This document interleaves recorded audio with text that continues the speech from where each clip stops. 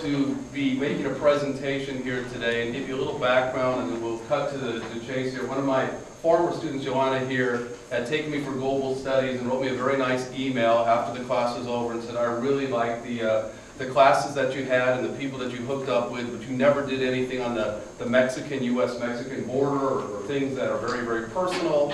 And so I said, well, you asked for it and we're going to deliver it. And you can see that Joanna put up the PowerPoint presentation with all the different slides, and I'll say this one more time for our disclaimer, obviously very, very grotesque pictures and very hard to kind of look at that. But the attitude here for the Global Consortium is to listen to the students, to give the students a voice, and really to talk about global topics that are of interest to you. And so that's the reason that we're here today. So in 1 second I'll introduce Sharon, and I'll just say this one more time so that everybody understands what the format is like. I'm going to introduce Sharon, and then we're going to sit down and watch a little YouTube clip of taking us into Juarez to kind of set the stage. As soon as we're done looking at the clip, I'll sit down and ask Sharon a couple leading questions so she can kick it off and talk a little bit about her work in Juarez and why she's so passionate about it. And after we do that for 20-25 minutes, I will turn it over to you, and you will be able to have that opportunity to ask any kind of questions that you want. All I'm asking people is respect other people and not to be aggressive. This is about peace, love, and understanding and moving forward. And also, I'd like to say that we're not here to sensationalize the violence that's taking place in Juarez and other places, but it's to learn from it and kind of ask the question, where do we go from here, which is one of the last questions that we will talk about here. Our guest today, Sharon Allen, PhD, has spent the last 6 years researching, writing, and advocating for United States-Mexico border justice. She is the co-author and contributor of the anthology Walls, Fences, Borders, and Boundaries, Essays on Social Exclusion, Inclusion, and Integration. I don't think I could ever say that title again. All right? Very long. All right, Kendall Hunt Publishing in Juarez. And you give the students here a little background about how you got there, what was the purpose of going into Juarez, and just basically tell your story here. What I would possibly be doing in Juarez. Yeah. As John mentioned, I was there last year, and I spent quite a bit of time talking with NGOs, reporters, human rights organizations, individual people who had lost loved ones. I can't think of all the people I talked to. I went to several English language classes, talked to a lot of kids, talked to a lot of families. And this has become an interest of mine over time.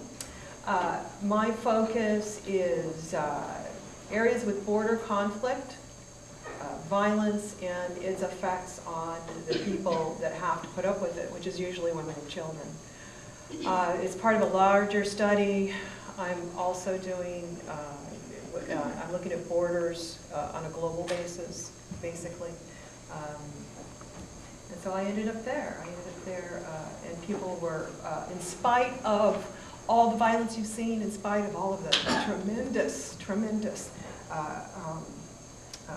insanity that goes on, they were warm, they were loving, they were kind, they opened their hearts to me, they opened their lives to me. I've since had a conference here where I was in San Diego. I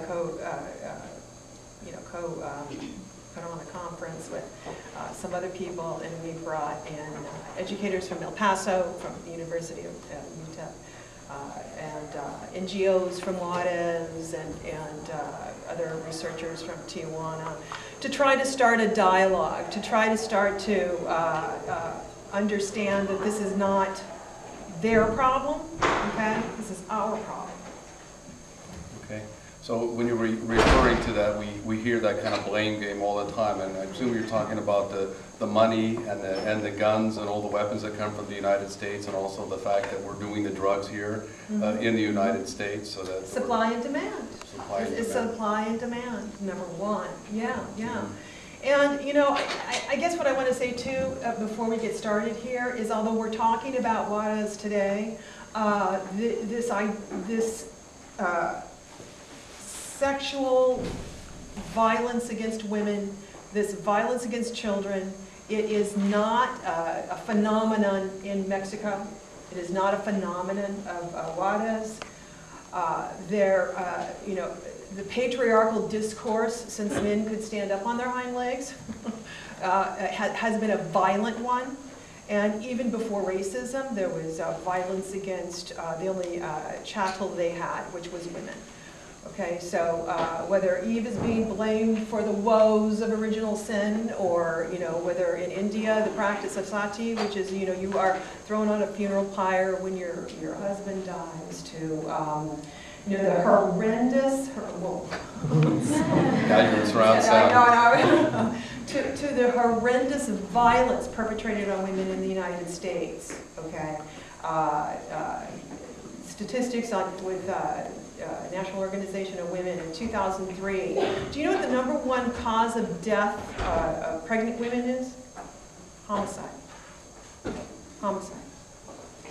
There were 1,200 intimate victim crimes against women and deaths that occurred. 1,200 in 2005. That's 3 murders a day in the United States. Okay, in the United States. So, you know, violence against women and unfortunately against children is epidemic proportions in the world. I was wondering if you could give us a little background. A lot of my students have knowledge of this, but a lot of other people don't. There were so many factors. We were talking a little bit earlier before. We had the presentation, and I was sharing this little story with you that there was a kid on the street, and somebody came around and gave him a cell phone and gave him $40 a win. If you see this particular car, you're going to get paid $40 US a week, and we're going to give you a cell phone, unlimited texting, and all that other kind of stuff. And there's just so many different socioeconomic factors into what's going on.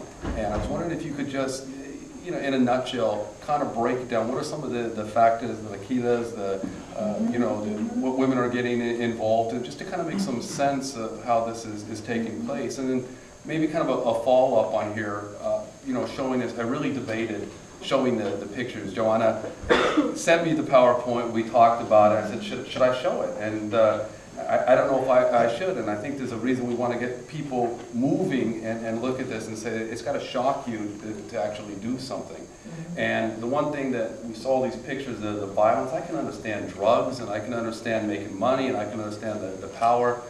When I see those vivid pictures, I just can't understand why someone would chop somebody's head off or hang you from a freeway or bury you out in the desert.